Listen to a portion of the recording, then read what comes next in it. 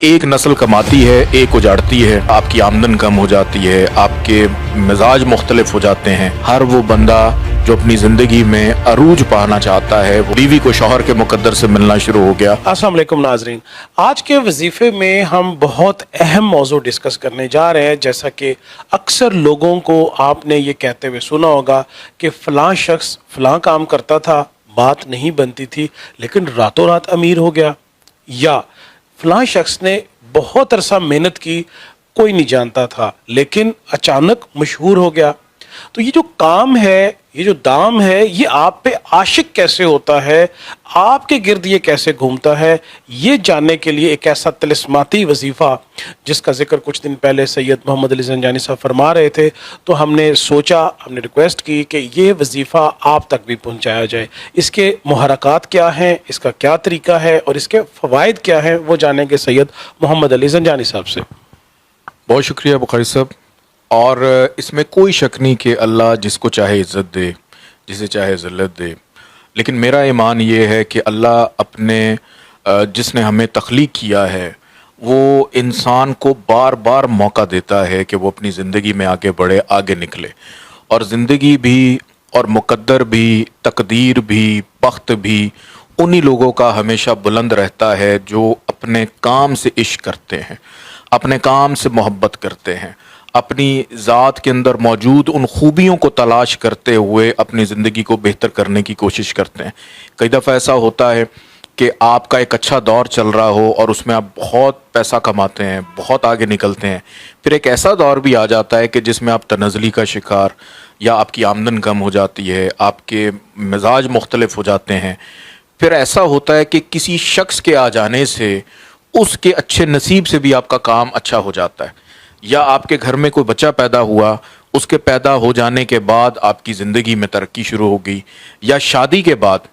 شوہر کو بیوی کے مقدر سے ملنا شروع ہو گیا، بیوی کو شوہر کے مقدر سے ملنا شروع ہو گیا۔ تو اسی طرح بلکہ بزرگوں کی کہاوت بھی ہے کہ ایک نسل کماتی ہے، ایک اجاڑتی ہے، پھر اگلی کماتی ہے اور پھر اسے اگلی اجاڑتی ہے۔ تو کیوں نہ آج میں ایک ایسا وظیفہ اور ایسی تسبیح کہ آپ کی زندگی کے جو بھی حالات چل رہے ہیں وہ تو آپ ذائچے سے بہتر معلوم کر سکتے ہیں کہ آپ کا اچھا دور، اچھا وقت کس ایج میں، کس مہینے میں، کس سال میں ہوگا، تاکہ آپ اس وقت میں اپنے کاموں کی بنیاد رکھیں۔ لیکن اب یہ ساری چیزیں اگر آپ کی زندگی میں نہیں، کوئی ایک چیز تو ایسی ہونا جو آپ کے ساتھ منسلک رہے، تو کیوں نہ آج میں آپ کو ایک ایسی تسبیح بتا دوں جو تسبیح عشق ہے، جو تسبیح محبت ہے، جو آپ کی زندگی میں اپنی ذات سے آپ کے اندر موجود جو آپ کا فن اور ہنر ہے، آپ کو جب اس سے عشق ہونے لگے گا تو اللہ پاک کی ذات آپ کے لیے آسانیاں بھی پیدا کرے گی۔ اور سب سے مزے کی بات یہ کہ بخاری صاحب اس کو پڑھ لینے کے بعد آپ کے جتنے بھی حاسدین ہیں، جتنے بھی منافق لوگ ہیں، یا جو آپ کو آگے نہیں بڑھنے دے رہے،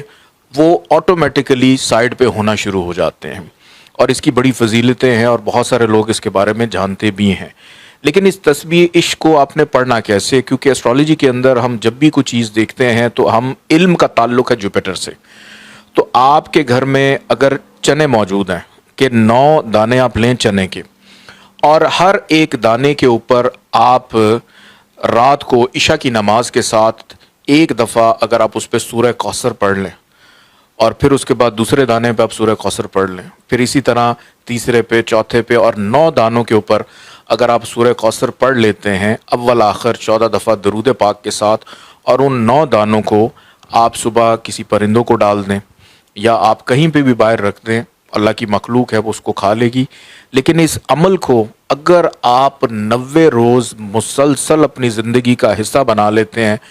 تو پھر مجھے کہنے کی ضرورت نہیں ہے، اس کے جو کرشمات ہیں، جو اس کے فوائد ہیں، وہ آپ کو 90 دن کے اندر ملنا شروع ہو جائیں گے۔ ہر وہ بندہ جو اپنی زندگی میں عروج پانا چاہتا ہے وہ اس عمل کو 90 روز ضرور کر کے دیکھے۔ مجھے امید ہے کہ اللہ پاک اس کی زندگی میں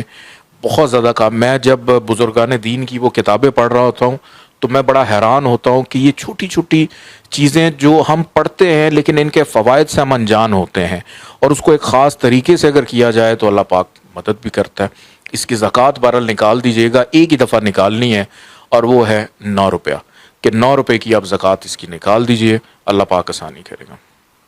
بہت خوب. آج زنجانی صاحب نے آپ کے لیے ایک ایسے وظیفے کا اعلان کیا, ایک ایسا وظیفہ آپ کو بتایا کہ جو کہ کلام الہی سے ہے. یقیناً کلام الہی میں طاقت ہے, اور اس کے جو فوائد بتائے یہ آپ اس سے ہمیں ضرور آگاہ کیجیے گا.